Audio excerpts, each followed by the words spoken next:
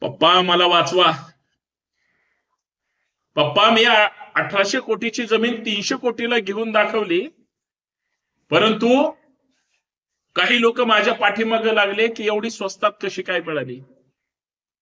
अहो, एखादी भाजी घ्यायची असेल, एखादं काही रस्त्यावर खरेदी करायचं असेल किंवा एखाद्या दुकानातून एखादी वस्तू काही घ्यायचं असेल तर प्रत्येक ठिकाणी बार्गेनिंग होते.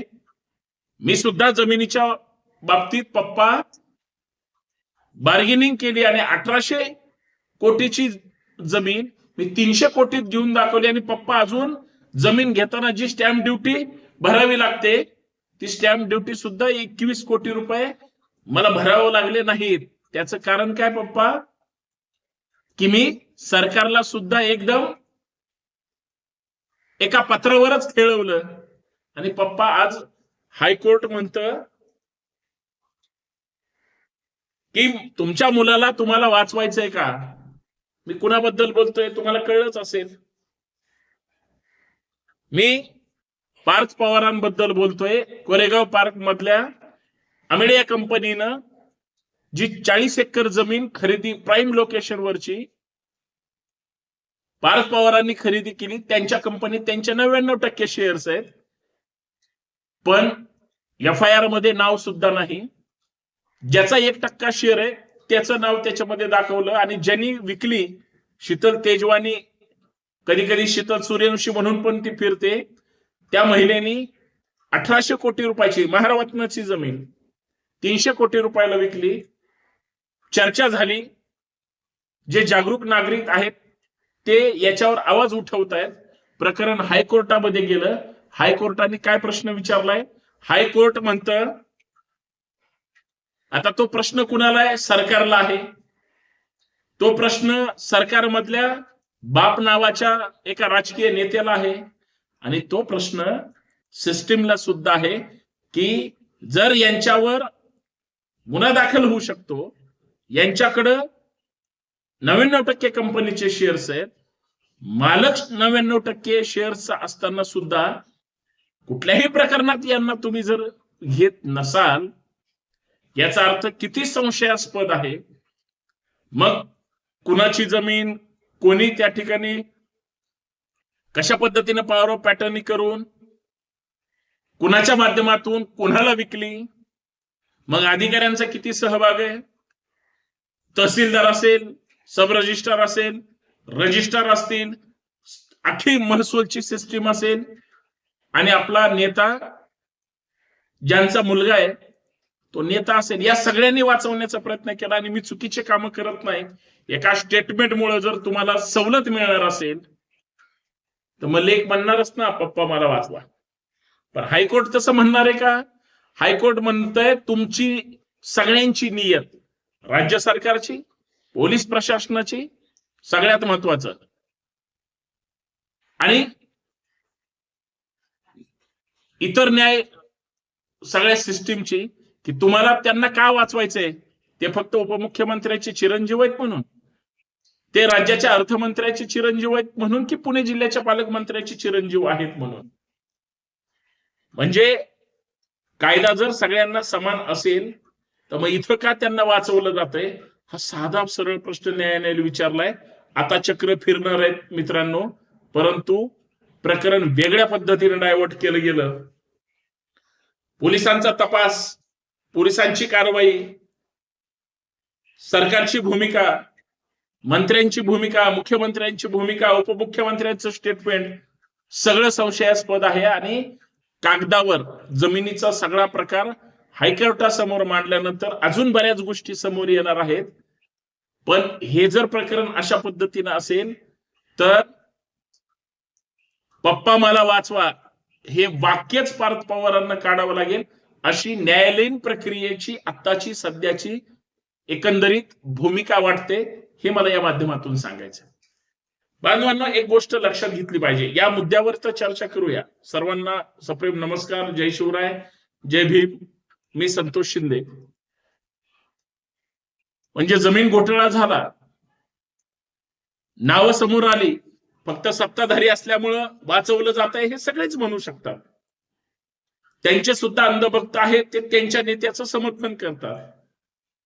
कायदा तसा आहे का, हाच माझा प्रश्न आहे आणि मला याच्यावर बोलायचं. बाकी काय कारवाई कोणावर करायची, सरकार कसं पाठीशी घालणार आहे आणि समिती वगैरे स्थापन करून चौकशी करणं हा निव्वळ फारस आहे, वेळ काढूपणा आहे. याच्यावर माझा तरी विश्वास नाही.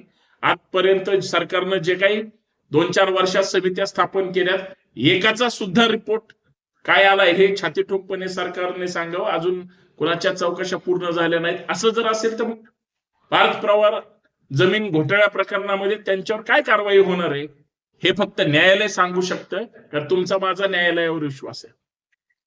मला चर्चा या मुद्द्यावर करायची आहे.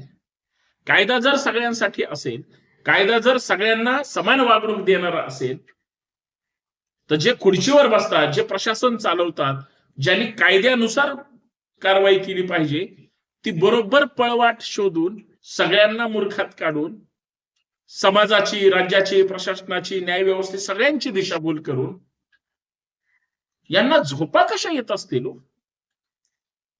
किती पैसा खावा, किती कमवावं, किती श्रीमंत व्हावं, याला एक मर्यादा असते ना.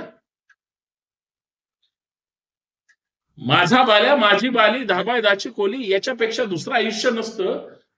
हजारो कोटीचे तुम्ही मालक असताना, वर्षानुवर्ष तुम्ही सत्तेत असताना, तुमच्या 10, 20, 50, 100 पिढ्या सहज बसून खात राहतील, एवढं तुमच्याकडं साधन संपत्ती, धनसंपदा असताना सुद्धा तुम्हाला जर सतत अजून पाहिजे असेल तर किती भयानक परिस्थिती आहे.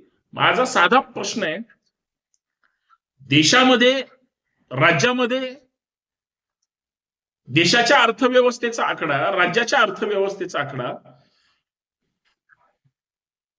आणि फक्त ह्या पुढाऱ्यांकडे असणारी संपत्ती याची जर आकडेवारी केली तर देशाचा जो काही अर्थसंकल्प आहे किंवा राज्याचा जो काही अर्थसंकल्प आहे याच्यापेक्षा 10 पट संपत्ती फक्त पुढाऱ्यांकडे आहे. फक्त पुढाऱ्यांकडे. ऑन रेकॉर्ड काही पुढाऱ्यांनी ब्लॅक अँड व्हाईट करून, म्हणजे व्हाईटचे ब्लॅक केले, वाढवली, परत ब्लॅकचे व्हाईट केले, 100 पट झाली, सगळीकडे गंज झाले. तो लुटलाय संपूर्ण राज्याला आणि देशाला, तरी यांनाच पाहिजे सगळं.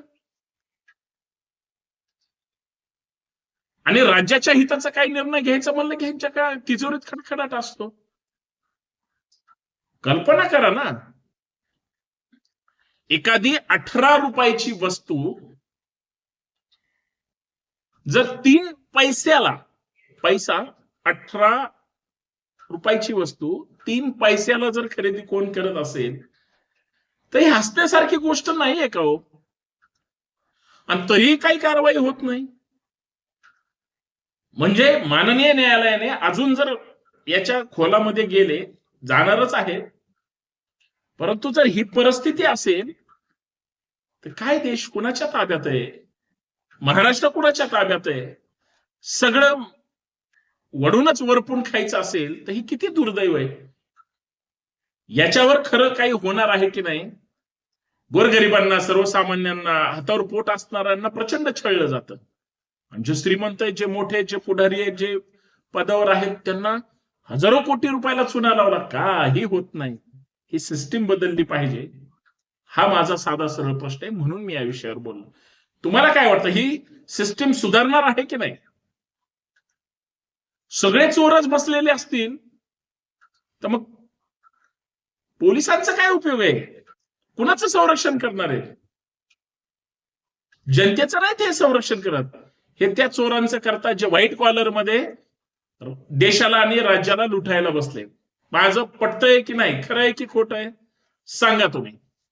बाकी आता मी काही बोलण्याच्या मनस्थितीत नाही, कारण जे चाललंय ते अत्यंत वाईट आहे. याच्यावर सतत बोलत राहिलं पाहिजे, हाच मला तरी वाटतं जालिम उपाय आहे. धन्यवाद. जय शिवराय.